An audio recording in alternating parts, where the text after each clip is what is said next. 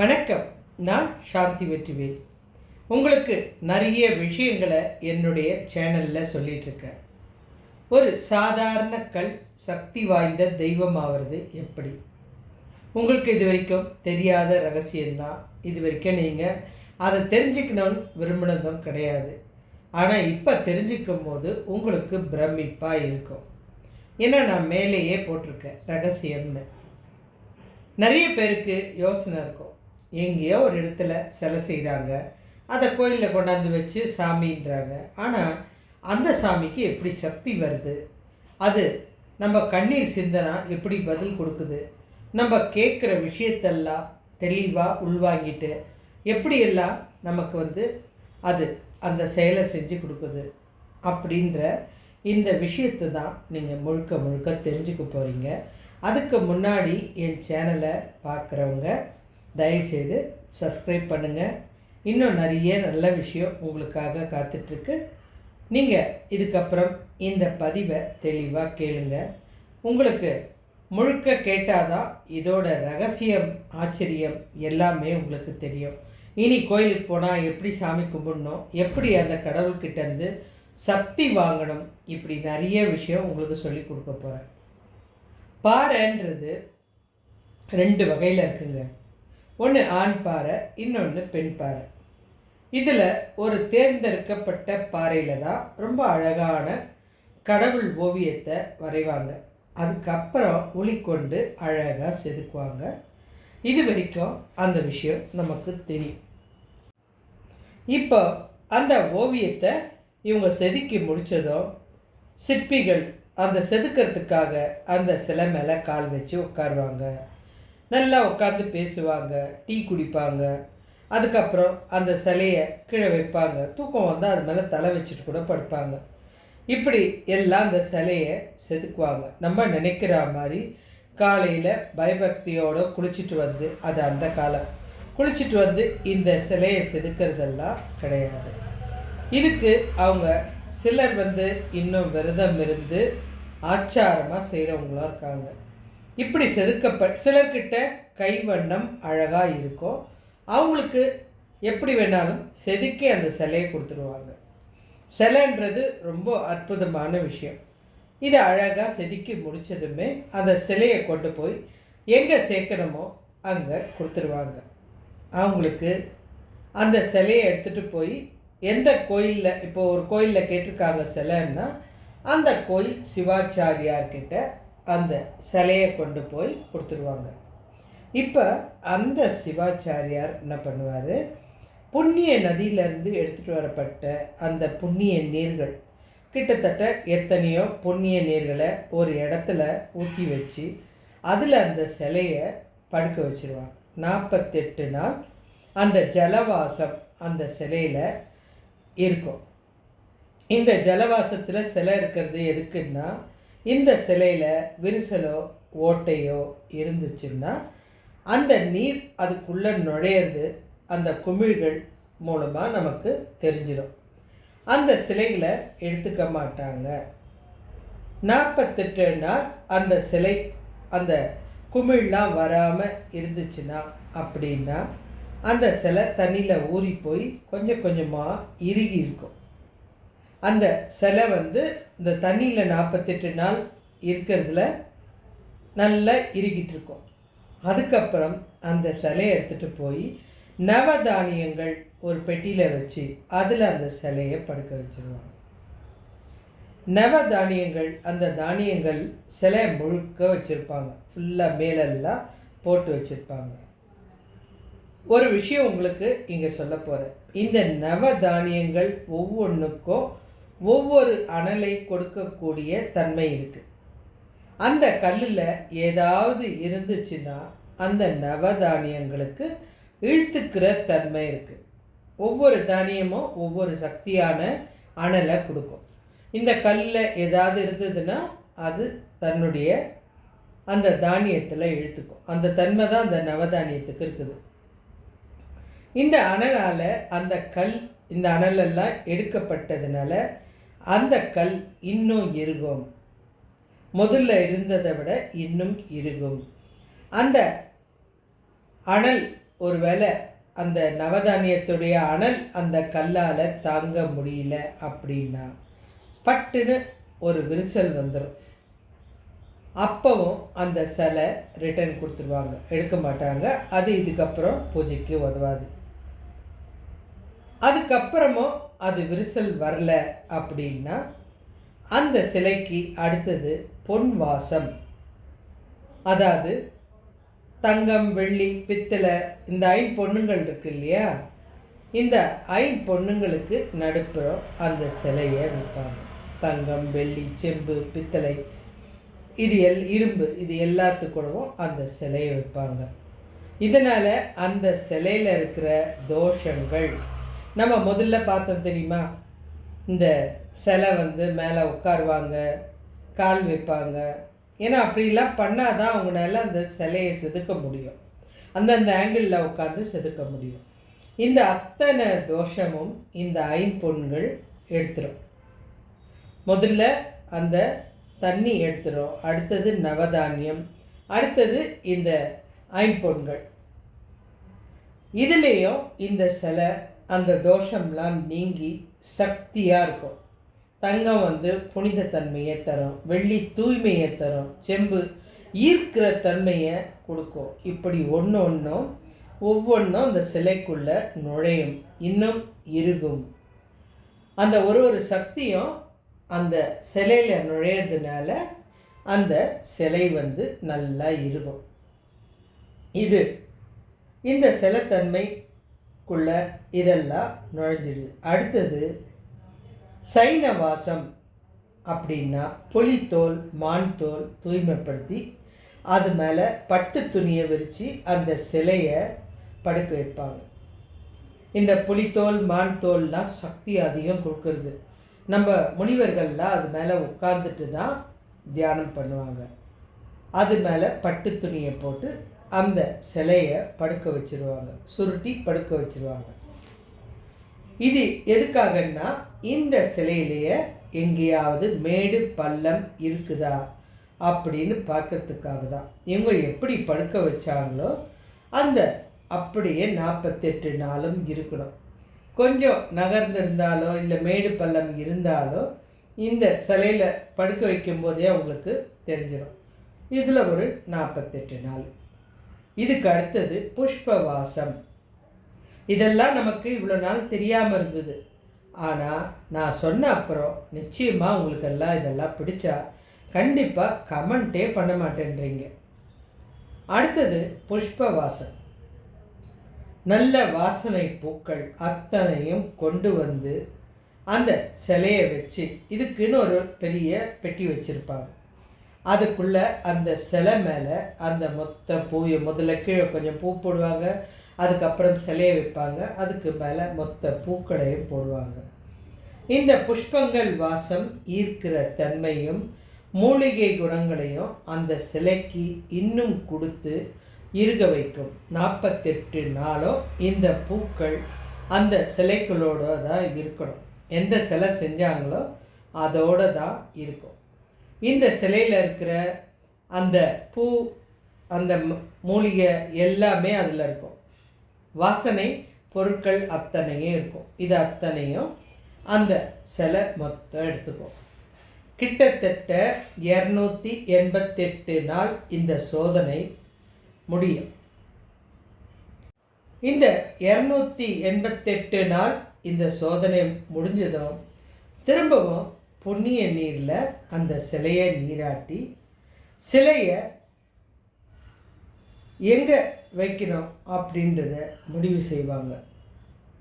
கோவிலில் வைக்கிறாங்கன்னா அந்த கோயில் சிலையில் முதல்ல வைக்கிறதுக்கு முன்னாடி, இந்த தெய்வத்தை வைக்கிறதுக்கு முன்னாடி அடியில், நான் சொல்கிறது பல வருஷங்களுக்கு முன்னாடி சிலையாய் இருந்தால் அரசர்கள் ஒரு தட்டு நிறைய அந்த சிலைக்காக, இப்போ நம்ம திருப்பதி கோவில் தேவஸ்தானம் இன்றைக்கி இவ்வளோ சிறப்பாக இருக்கிறதுக்கு காரணம் என்ன அப்படின்னா, கிருஷ்ணதேவராயர் ஒரு தட்டு நிறைய கொண்டு நவ ரத்தனங்களையும் 9 ரத்தனங்களையும் அப்படியே குவியல் குவியலாக கொடுத்தாரு. அதை கொண்டு வந்து கொடுத்த அதில் அந்த கொட்டின அப்புறம்தான் அதுக்கு மேலே இந்த திருப்பதி பெருமாளை நிறுத்தினாங்க. இதுதான் அந்த சக்தியோட விஷயம். இப்போ இருக்கிற கோவிலில் வந்து வசதியானவங்க நவரத்ன தானங்களை கொடுப்பாங்க. அதை அந்த கோவில்களில் அதுக்கு தான் பழமையான கோவிலில் சக்தி பயங்கரமாக இருக்கும். ஒரு 1000 வருஷம் கடந்தாலே அப்பெல்லாம் வந்து தங்கம் பொண்ணு வெள்ளியை விட அந்த கடவுளுக்கு மரியாதை கொடுப்பாங்க. இன்றைக்கி தஞ்சை பெரிய கோயிலை கட்டின ராஜராஜ சோழன் எவ்வளோ பெரிய அரசர். ஆனால் அந்த கோவிலை ஒவ்வொரு சிலையும் அழகாக செதுக்கிட்டு பணத்தை வாரி கொட்டி நவரத்னங்களையும் அள்ளி அள்ளி கொடுத்து அந்த சிலையை உருவாக்கிட்டார். ஆனால் இதை நான் தான் செஞ்சேன் அப்படின்னு எந்த இடத்துலையும் அவர் சொல்லலை. பெருமையாக அதை பற்றி வெளியில் சொல்லலை. எந்த பழமையான கோயிலாக இருந்தாலும் சரி, நான் சொல்கிறது இந்த நவரத்னங்களை எதுக்கு கொட்டுறாங்கன்ற ரகசியமாக உங்களுக்கு சொல்ல போகிறேன். இது அவங்க கணக்கு பார்க்காம கொடுத்ததுனால அது மேலே அந்த சிலையை வைக்கிறாங்க. இந்த சிலைக்கு அடியில் நவரத்னங்கள் வச்சுட்டு அஷ்டபந்தன தகடுகள் அப்படின்னு சில தகடுகளை, தாமரை தகடுகள், சக்தி வாய்ந்த தகடுகள், ரொம்ப சக்தி வாய்ந்த தகடுகள், இன்னும் நிறைய மந்திர தகடுகள், இதெல்லாம் அந்த சிலைக்கு அடியில் வைப்பாங்க.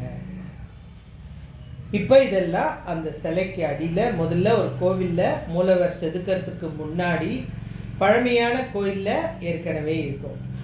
இப்போ இந்த தகடெல்லாம் செதுக்குறாங்கல்ல, அது பயங்கர ஆச்சாரத்தோடு செதுக்குவாங்க. இதெல்லாம் செதுக்கி கிட்டத்தட்ட ஒரு 10-12 தகடு இருக்கும். இதை அதுக்கு மேலே அந்த அந்த சிலைக்கு அடியில் வச்சுட்டு அதுக்கு மேலே இந்த சிலையை வச்சிடுறாங்க. வச்சுட்டு சுற்றி இந்த சாந்துகளை பூசுவாங்க. இப்போ இந்த நவரத்னங்கள் எதுக்குன்றத உங்களுக்கு நான் சொல்கிறேன். அதுக்கு முன்னாடி இந்த சிலை விஷயத்தை முடிச்சிடலாம். நவரத்ன கற்களை கொட்டி அஷ்டபந்தன தகடுகளை வச்சுட்டு தாமரை தகடெல்லாம் வச்சுட்டு நிறைய மந்திர தகடெல்லாம் வச்சு இந்த சிலைக்குண்டான மந்திரங்களை சொல்லுவாங்க. லட்சார்ச்சனை இதெல்லாம் சொல்லுவாங்க. சொல்லிட்டு அந்த கடவுளோட இந்த மந்திரங்களால் காது, கை, வாய், கண் அத்தனைக்கும் சக்தி ஏற்றாங்க. அந்த கடவுளோட கண்ணுக்கும் வாய்க்கும் கைக்கும் காதுக்கும் சக்தி ஏற்றுறாங்க. கையில் மந்திர கயிறுகளை கட்டி தங்க ஊசியால் ஒரு வெள்ளை திரையிட்டு மறைச்சி சிலை செஞ்ச சிற்பியை கூட்டிகிட்டு வருவாங்க.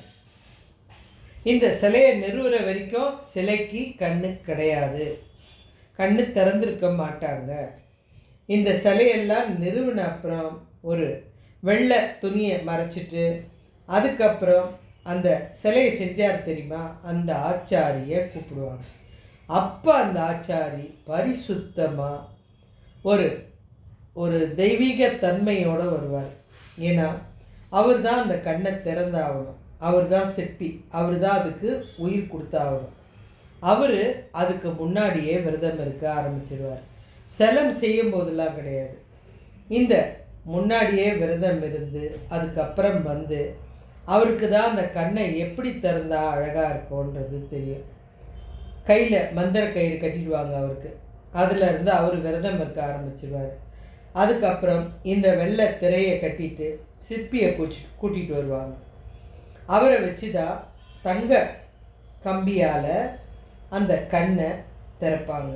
கண்ணை திறக்கும்போது நேராக யாருமே நிற்கக்கூடாது. இந்த கண்களுக்கு அப்போ உயிர் இருக்கும். இந்த சிலை 48 நாட்களுக்கும் உயிர் அதிகமாக இருக்கும்.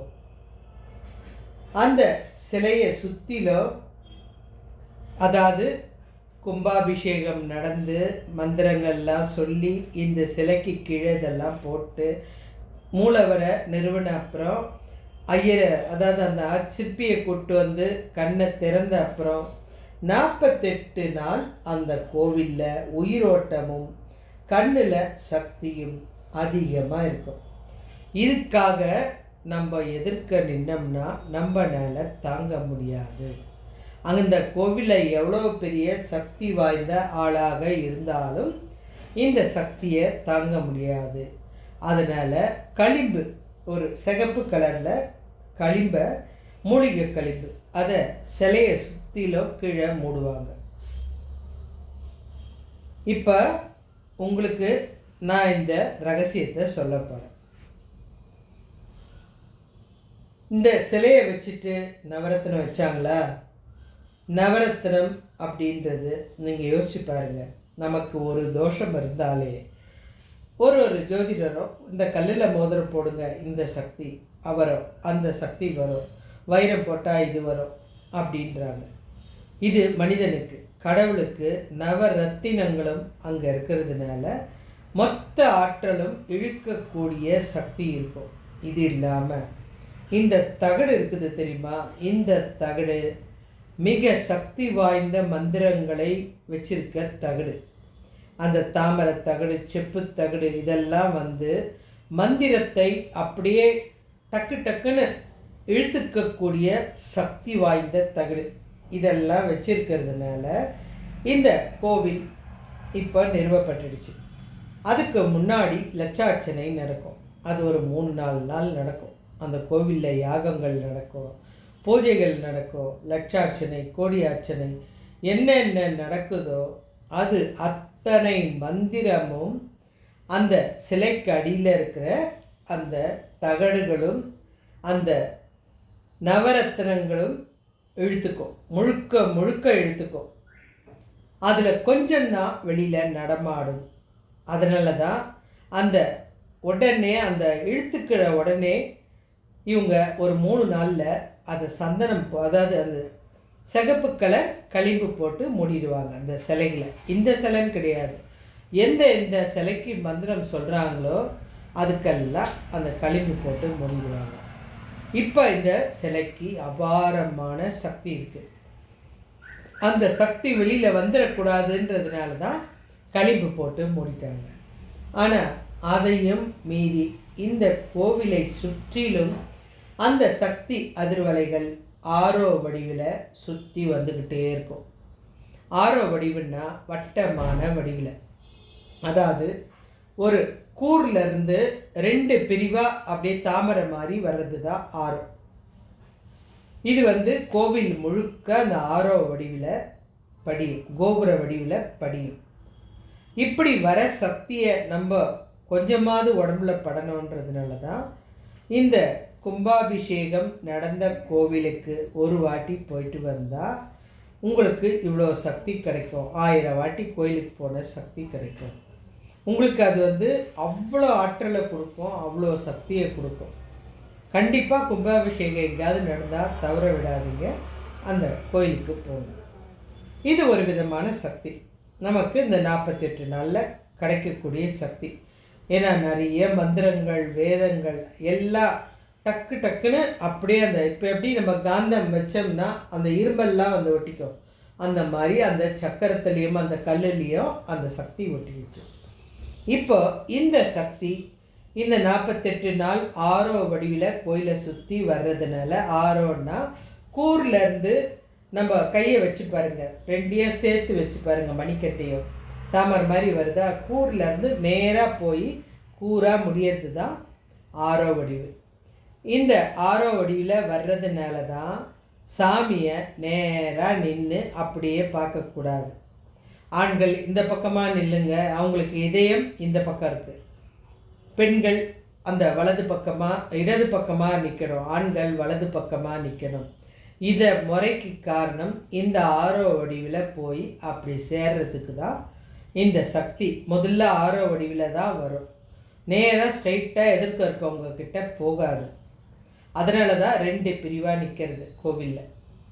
இந்த பக்கம் நில்லுங்க, அந்த பக்கம் நில்லுங்க, இது எல்லா கோயிலையும் இருக்கும். அந்த ஆரோ வடிவில் தான் அந்த சக்தி அழகாக ஒருத்தர் தவறாமல் எல்லாருக்கும் வரும்.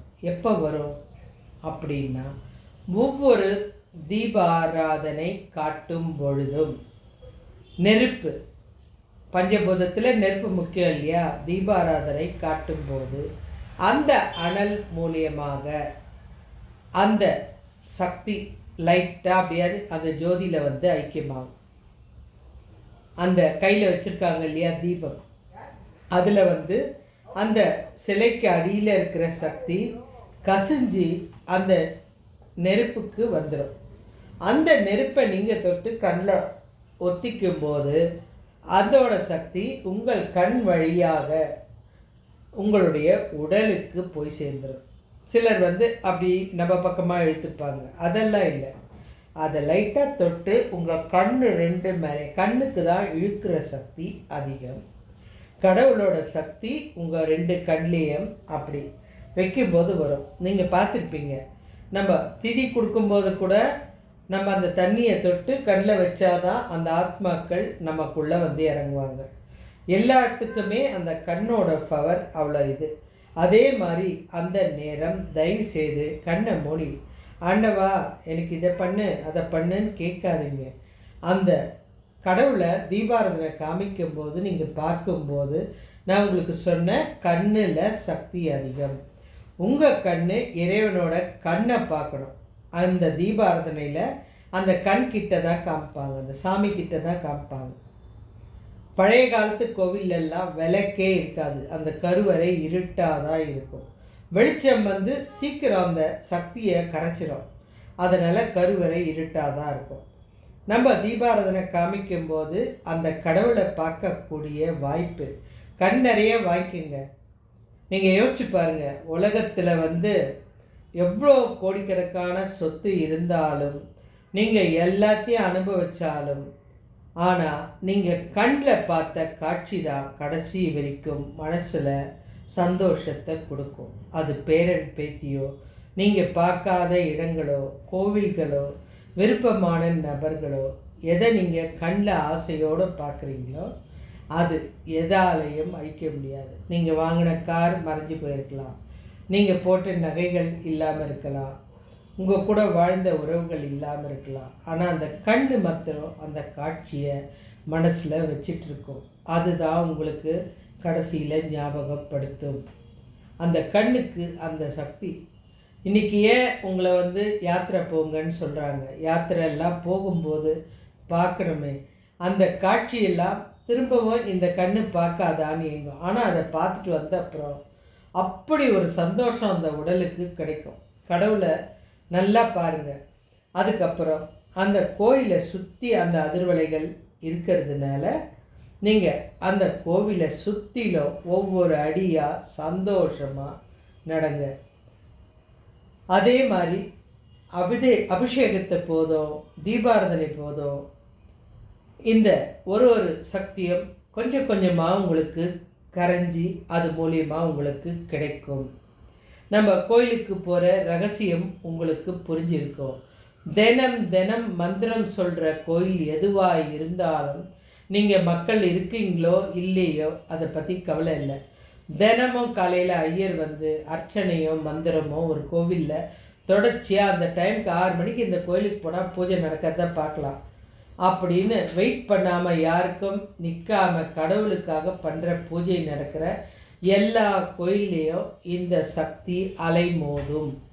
அந்த சக்தி பவர் கூடிக்கிட்டே தான் இருக்கும். அந்த மந்திரங்களால் அதிகமாக ஆற்றல் இருந்துக்கிட்டே தான் இருக்கும். அதனால தான் பழனியாக இருக்கட்டும், நம்ம திருப்பதி பெருமாளாக இருக்கட்டும், எந்த பழங்கால கோவிலாக இருக்கட்டும், தியாகேஸ்வராக இருக்கட்டும், சிவன் கோவில் எதுவாக இருந்தாலும் சக்தி அலைகள் பயங்கரமாக இருக்கும். அந்த கோவிலில் நீங்கள் நடக்கும்போது ஒரு விஷயத்தை மாத்திரம் நடங்க.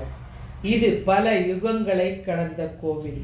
இந்த இடத்துல பெரிய பெரிய மகான்கள் கட்டியிருந்தா, அதாவது ராஜராஜ சோழன்லாம் கட்டியிருந்தா, இந்த ராஜாலாம் இந்த கோவிலுக்கு நடந்து வந்து இந்த கோவிலை கட்ட சொல்லியிருக்காரு.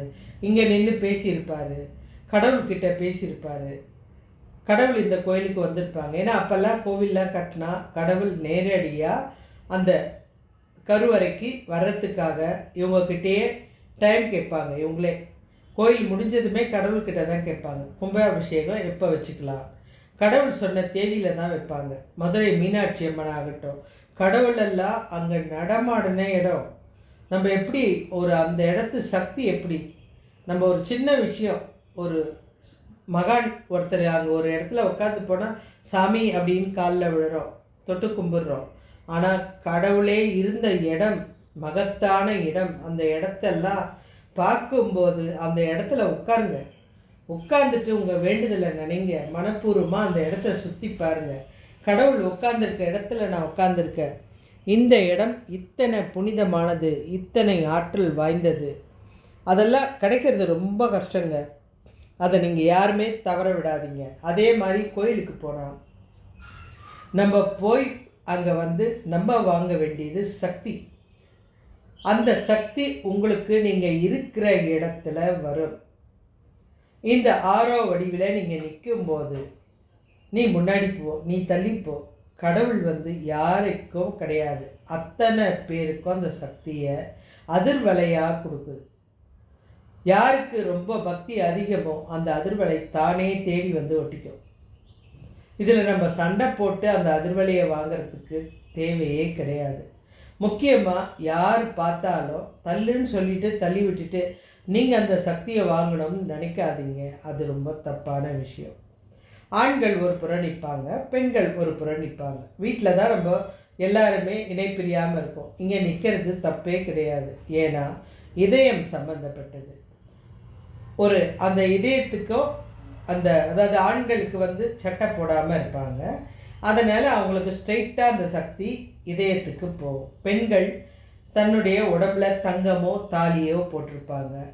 அது மூலியமாக அந்த சக்தி கரெக்டாக அந்த இதயத்துக்கு போகும். இது இல்லாமல் அதை தொட்டு வணங்கும்போது நீங்கள் இன்னொருத்தருக்கு விட்டு கொடுத்தீங்கன்னா அந்த கடவுளுக்கு சந்தோஷம் கிடைக்கும். பரவாயில்ல, அவனே அனுபவிக்கிட்டோம் அப்படின்னு. நீங்கள் அந்த காலத்தில் பார்த்த வாழ்ந்த நாயன்மார்கள், ஆழ்வார்கள்லாம் கடவுள் பேசியிருக்காங்க. அவங்கெல்லாம் எங்களுக்கு மாத்திரம் அந்த சக்தி போதும் அப்படின்னு நினச்சா, ராமானுஜர் மாதிரி சொர்க்கத்துக்கு போகிறதுக்காக நமோ நாராயணான்ற மந்திரத்தை நீங்கள்லாம் சொல்லுங்க, அப்போ தான் நீங்கள் சொர்க்கம் போவீங்கன்னு கம்பீரமாக அந்த கோபுரத்து மேலே ஏறி நின்று சொன்னார் பாருங்க. அந்த மாதிரி யாராலேயும் நம்ம சொல்ல மாட்டோம். நம்ம வீட்டுக்குள்ளவே வெறும் குடும்பம் வரைக்கும் சொல்லிட்டு வாழ்ந்துட்டுருப்போம். இவங்கெல்லாம் உயிர் போனாலும் பரவாயில்லை, இந்த மந்திரம் எல்லாருக்கும் சேரணும். அதனால தான் காலங்கள் கடந்தாலும் அவங்க நம்மளுடைய இதயத்தை விட்டு மனசை விட்டு போகாமல் அவரை நினைக்கணும். ஒவ்வொரு மகான்களும் அப்படி தான் வாழ்ந்திருக்காங்க. இந்த வட்ட வழியாக நமக்கு இந்த சக்தி தானாக கிடைக்கும். அதனால் இந்த சக்தி கிடைக்கிறதுக்காக நீங்கள் கோவிலில் இந்த முறையோடு நீங்கள் நிற்கணும். அடுத்தது, சரி இவ்வளோ சக்தி இருக்குதுன்றீங்க, இந்த கோவிலில் சக்தி குறையுதுன்னா அதுக்கு தாங்க 12 வருஷம் வரைக்கும் அந்த சக்தி குறைய ஆரம்பிக்கும். அதாவது இந்த சாந்து பூசுகிறாங்கல்ல, அது வழியாக கசிஞ்சு கொஞ்சம் கொஞ்சமாக தீபாரதனை மூலம் பூஜை மூலியமாக இது வெளியில் வர ஆரம்பிக்கும். இது வெளியில் வர்றது இல்லாமல் அடிக்கடி அந்த கோயிலுக்கு ஆற்றலுக்காக யாகங்களும் பூஜைகளும் தொடர்ச்சியாக செஞ்சுக்கிட்டே இருப்பாங்க. இதில் அந்த சக்தி போயிட்டே இருக்கும். ஆனால் நாட்கள் ஆக ஆக கொஞ்சம் சக்தி குறையும் போது 12 ஆண்டுக்கு ஒரு முறை கும்பாபிஷேகம். சேம் இதே மாதிரி அந்த சாந்தை எடுத்துட்டு இவங்க திரும்பவும் அந்த மந்திரத்தை சொல்லும்போது அந்த சக்கரங்களும் தகடுகளும் இன்னும் சில தகடுகளும் அவங்க அதுக்குள்ளே தள்ளுவாங்க. இன்னும் அதிகமான ஆற்றல் சக்தியெல்லாம் அதுக்கு கிடைக்கும்.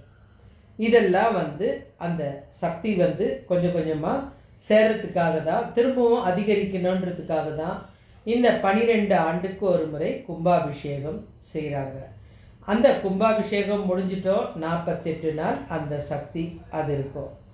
இந்த நெய் தீபம் கற்பூரம் மூலியமாக அந்த கடவுள்கிட்ட இருந்து சக்தி உங்களுக்கு பாஸ் ஆகுது. இது ஒரு சின்ன ஒரு சக்தி தான். அதிலிருந்து அந்த சக்தி அந்த நெருப்பு மூலியமாக வருது. அந்த நெருப்பை நம்ம தொட்டு கண்ணில் ஒத்தும்போது நம்ம கிட்ட வருது. நம்ம வீட்டுக்கு போகும்போது அந்த சக்தி நம்மளோட வருது. கண்டிப்பாக அந்த சக்தி அங்கே வரும். கோவிலை சுற்றி நீங்கள் நடக்கும்போது வரும். ஒவ்வொரு இடத்துலையும் அந்த சக்தி இருக்கும். அந்த கோவிலில் உட்காராமல் கண்டிப்பாக கிளம்பாதீங்க. கூட்டத்தோட மோதி, அதே மாதிரி கோவிலில் வந்து அதிர்வலைகள் அதிகமாக இருக்கும், பயங்கர சக்தி இருக்கும். நீங்கள் நினைக்கிறத கோடி மடங்கு செய்யக்கூடிய சக்தி அந்த கோவிலுக்கு இருக்குது. அந்த கோவிலில் இருக்கிற அதிர்வலைக்கு இருக்குது. அங்கே உட்காந்து குடும்பத்தில் யாரை பற்றியாவது தவறாக பேசாதீங்க. நானே நிறைய பேரை பார்த்துருக்கேன்.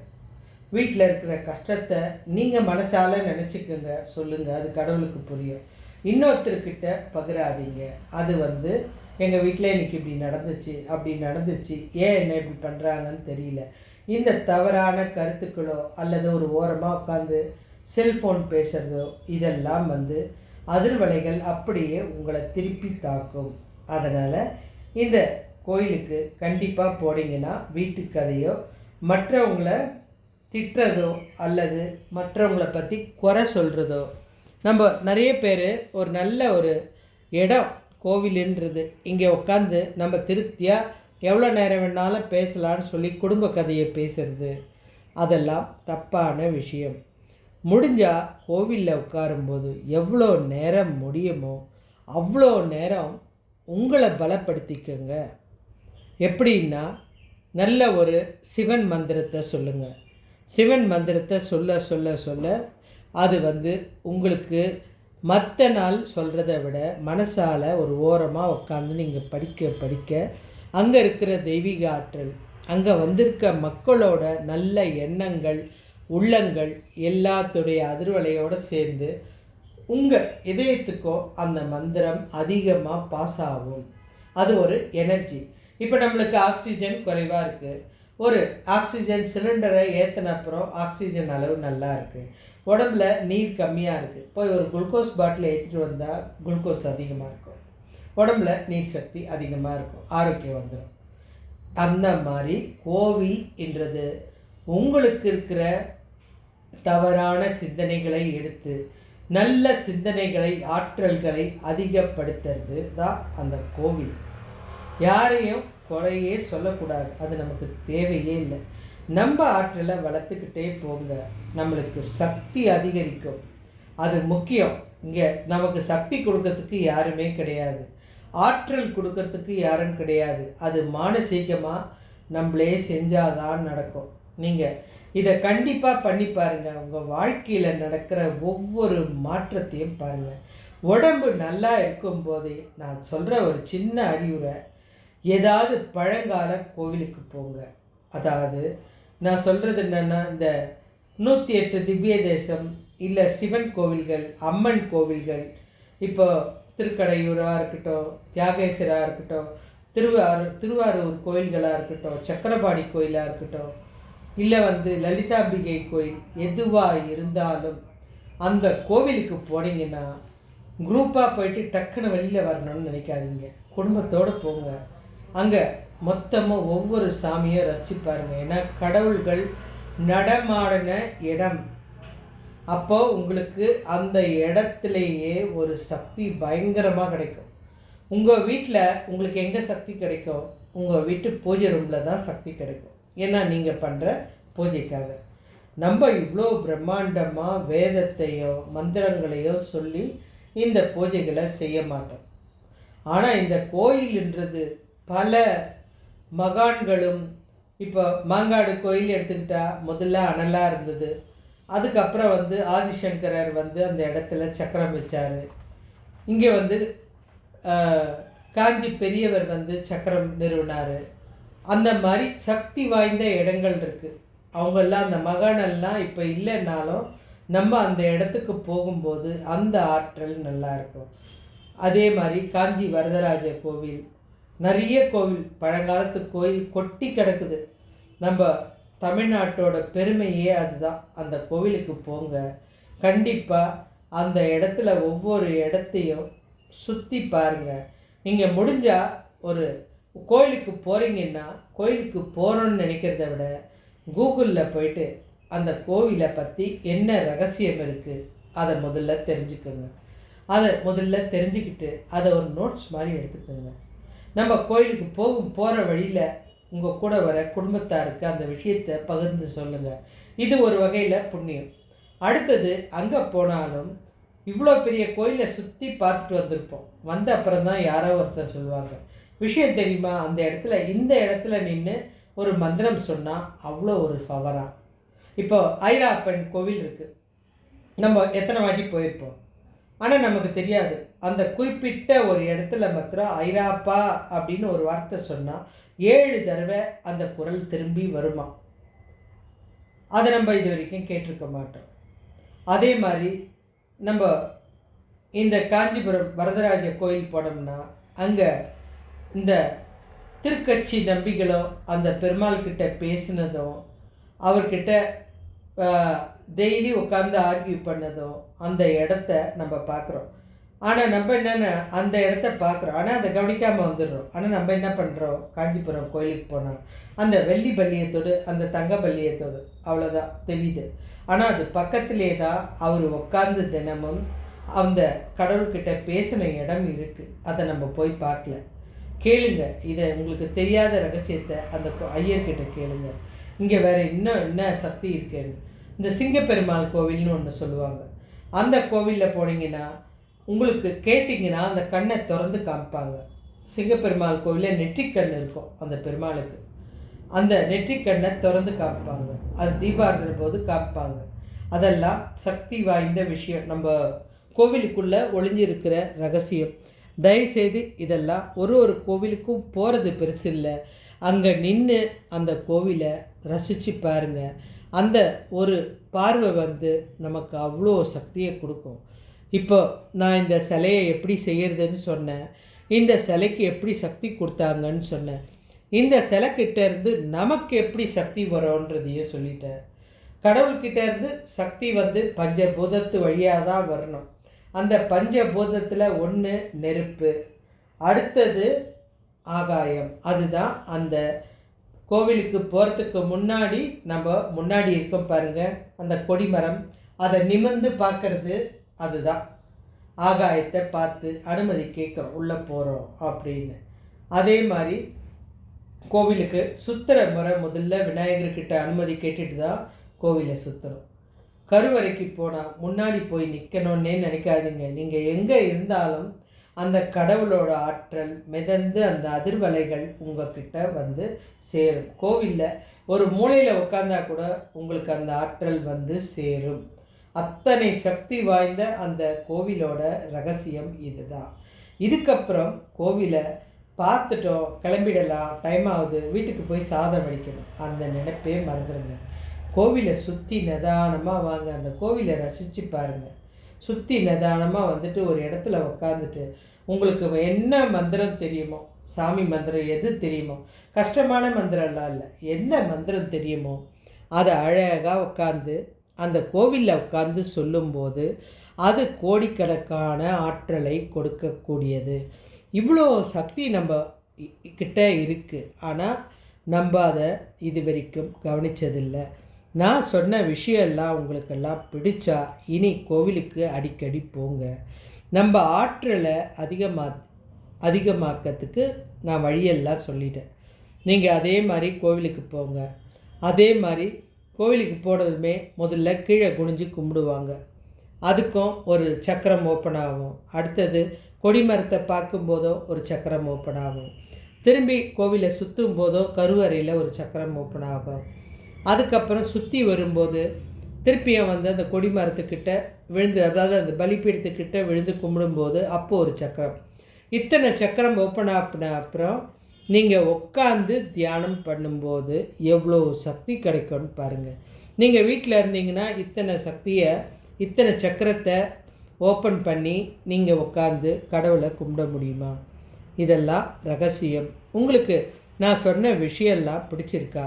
என்னுடைய பகுதி நான் சொல்கிற ரகசியங்கள்லாம் என்னுடைய போஸ்ட்டில் போடுறது ஒரு விஷயமும் உங்களுக்கு பிடிச்சா கண்டிப்பாக எனக்கு கமெண்ட் பண்ணுங்கள். கடவுள் விஷயங்கள் இன்னும் நிறைய ஒளிஞ்சிருக்குங்க. உங்களுக்கு ஒன்று ஒன்றா சொல்கிறேன். நீங்கள் சேனலை சப்ஸ்கிரைப் பண்ணுங்கள். இந்த விஷயத்தை மற்றவங்களுக்கு கொடுங்க. அங்கே இருக்கிற தீர்த்தத்தை கண்டிப்பாக கையில் வாங்கி குடிங்க. அதில் எனர்ஜி பயங்கரமாக இருக்குது. அந்த மந்திரம் அத்தனையும் அந்த தண்ணியில் தான் இருக்குது. உங்களுக்கு ஏற்கனவே தண்ணியை பற்றி சொல்லியிருக்கேன். அந்த தண்ணியை வாங்கி குடிங்க. அடுத்தது கடவுளோட சக்தியை அந்த கண்ணில் பாருங்கள். பெருமாளை பார்த்தீங்கன்னா காலில் இருந்து பாருங்கள். எந்த கடவுளையுமே காலில் இருந்து தான் நீங்கள் பார்க்கணும். அப்போ தான் அந்த சக்தி அதிகமாக இருக்கும். கடவுளுக்கு முதல்ல காலை யார் பார்க்குறாங்களோ அவங்கள தான் பார்க்க பிரியப்படுவார். அவங்கள தான் முதல்ல நம்மளே வந்து எப்படி இருக்கீங்கன்னு கேட்டால் பார்க்க மாட்டோம். டப்புன்னு காலில் விழுந்தால் டக்குன்னு அவங்கள தொட்டு கூப்பிடுவோம். அதுதாங்க மரியாதை. கடவுளை பார்த்ததுமே காலை பாருங்கள். அவர் உங்களை நேரடியாக பார்க்க ஆரம்பிச்சிடுவார். உங்களுக்கு எல்லா சக்தியும் கிடைக்கும். கோவில்லேருந்து பூ கொண்டு வந்தீங்கன்னா வீட்டில் கொண்டு வந்து வச்சுட்டு காய விடாதீங்க.